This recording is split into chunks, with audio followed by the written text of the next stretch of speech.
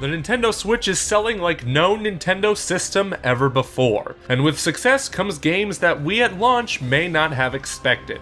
And for this video, we decided to do just that. So, without further ado, here are 10 games that we want and know that will sell on the Nintendo Switch. Super Mario Odyssey took the Switch and brought it to a whole new level in 2017. Even so, that doesn't mean that it was the only 3D platformer. Sorry, we mean the only great platformer that released last year. As such, it comes as a shock that A Hat in Time is not on the Nintendo Switch, as this is no doubt the system where it would sell the best. But why do you ask? Because this game dared to be different. With multiple worlds, colorful characters, an irresistible art style, and an incredible soundtrack, A Hat in Time is a love letter to the classic platformers of the 90s, in the same way Sonic Mania was a love letter to Sonic. And since a lot of these platformers were on the Nintendo 64, it only makes sense to bring them home once again. Let's hurry up and get this started.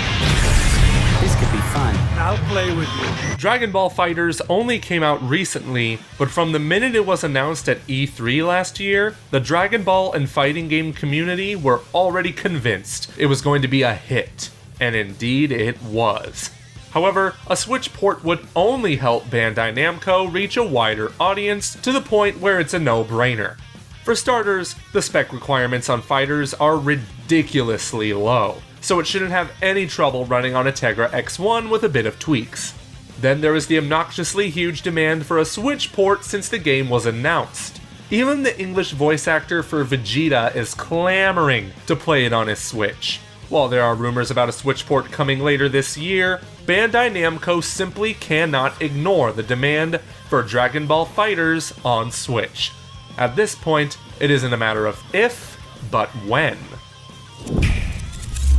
It was refreshing seeing a Monster Hunter make its way to home consoles and later PC with Monster Hunter World, but at the same time, we can't help but feel betrayed. Or in this case, double-crossed.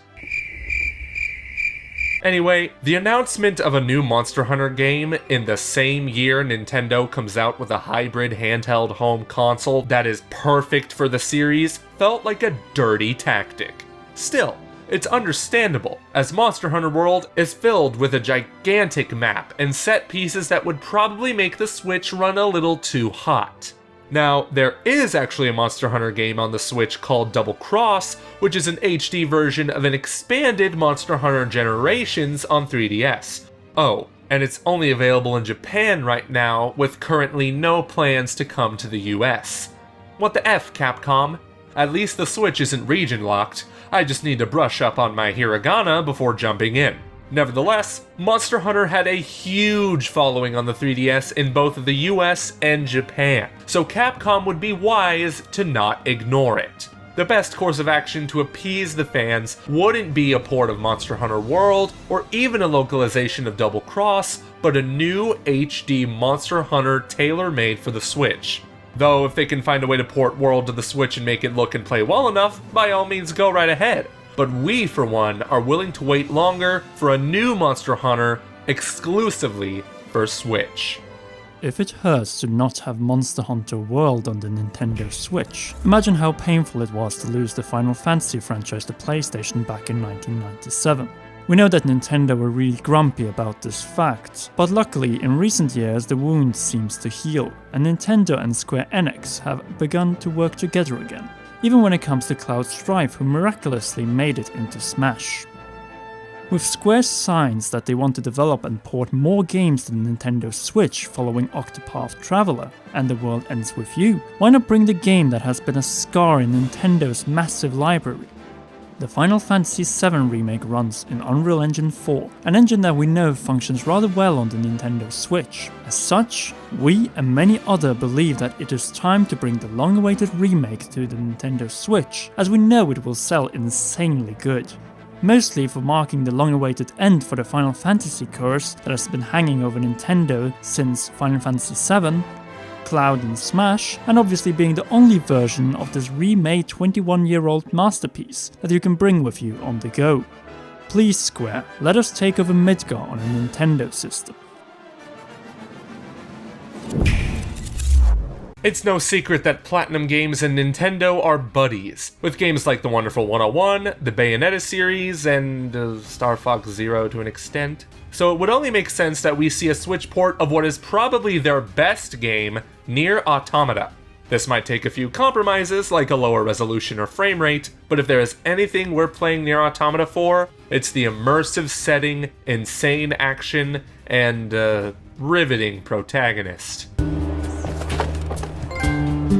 Open world RPGs are also perfect for handheld systems like the Switch. The older we get, it becomes harder to find the time to sit down for hours and play a massive game.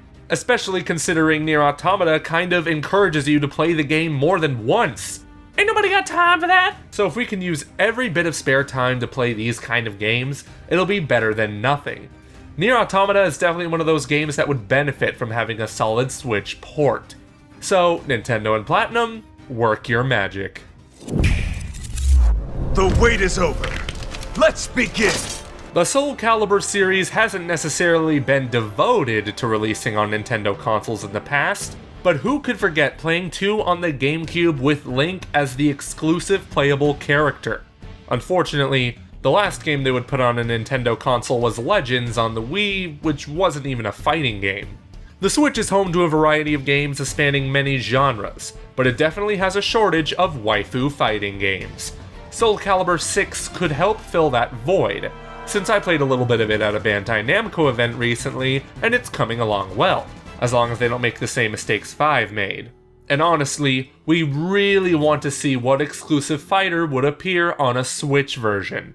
Link already had his chance, so maybe someone from the Fire Emblem series. Marth, Lucina, how about Camilla? She certainly would be competition for Ivy, am I right? We're trash. We've sung our praises for the announcement of Metroid Prime 4 to the point where I lost my voice for 2 days. I'm serious. Anyway, while it's great we're finally getting a new installment on the Switch, there are a lot of people who didn't get a chance to play this amazing trilogy of sci-fi goodness. So what better way to prepare them than by releasing an HD trilogy?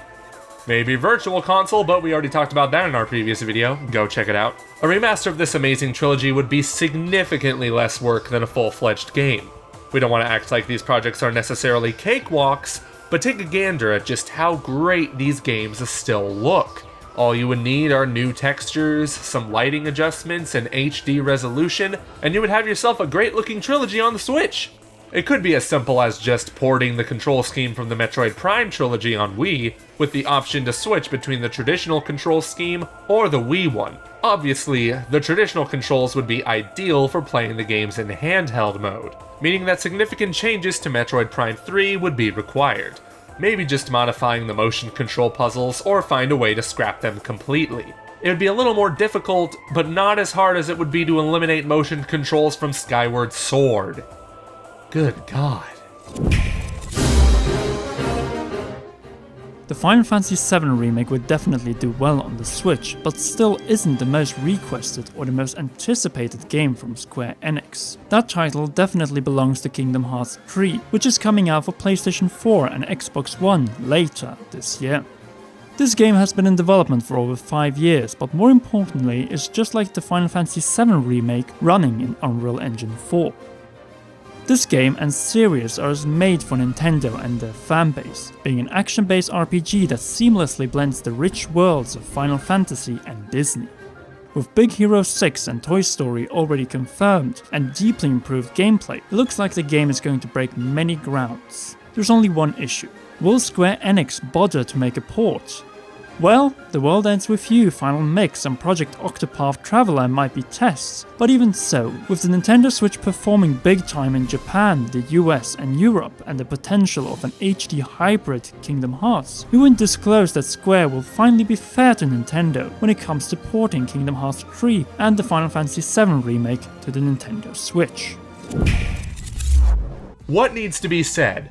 It is GTA 5 on a freaking handheld system. duh, Rockstar will not port Red Dead Redemption 2, so why not give Switch owners a game that will definitely sell, unlike LA Noire? The reason for this is simple. The game has been on basically every system, both this gen and last gen, and it is in particular the fact that the game originated on the PS3 and Xbox 360 that makes the prospect of a GTA 5 port more likely. And now with the Nintendo Switch Online on the horizon, it would be a good fit to also bring GTA Online as another reason for Switch players to subscribe to Nintendo's paid service.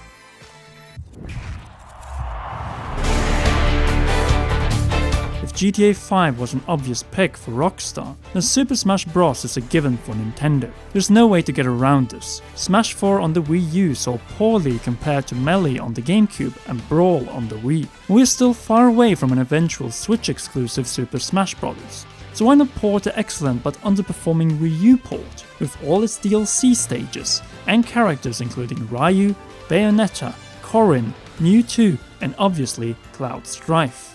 This alone would be an incredible deluxe package for $60 US. But what if Nintendo and Masahiro Sakurai are more ambitious? Say they bring all the 3DS exclusive stages as well, plus replace Smash Bros. Mario with Super Mario Odyssey Mario, add Breath of the Wild Link with new movesets and rune specials, and include the protagonist for the Fire Emblem Switch game to promote it. Thanks to an update blunder by Nintendo, we know that the Switch is compatible with the Smash GameCube controller adapter, so nothing should really get in the way for an ultimate and definitive port of Super Smash Bros. 4. For real, it will sell more than Breath of the Wild and Super Mario Odyssey, add a ton of new Switch owners, and even help sell games that are already out. And on that note, we want to thank you for watching this wish list. Make sure to like, share, and if you are new, subscribe to the Commonwealth Realm and help us reach over 130,000 subscribers by the end of February. Also make sure to comment on which games you would like to see ported to the Nintendo Switch. We will be more than glad to read them, and if they are really good, reply. Finally, we want to thank all our gracious patrons, and in particular, our Patreon royal producer Kenyatta Ali, who help us make consistent quality-based videos and be able to pay our new and talented editor Scott, improve our productions, and keep the engines running. Speaking of Patreon, all of you who have donated $5 or more per month over 2 months have been contacted and will soon receive your well-deserved token, our high-quality CR metal pin. If you want this one, then it is still not too late to check out patreon.com/commonrealm and after 2 months, receive your proof of being part of the realm. See you in the next video, which is a big one.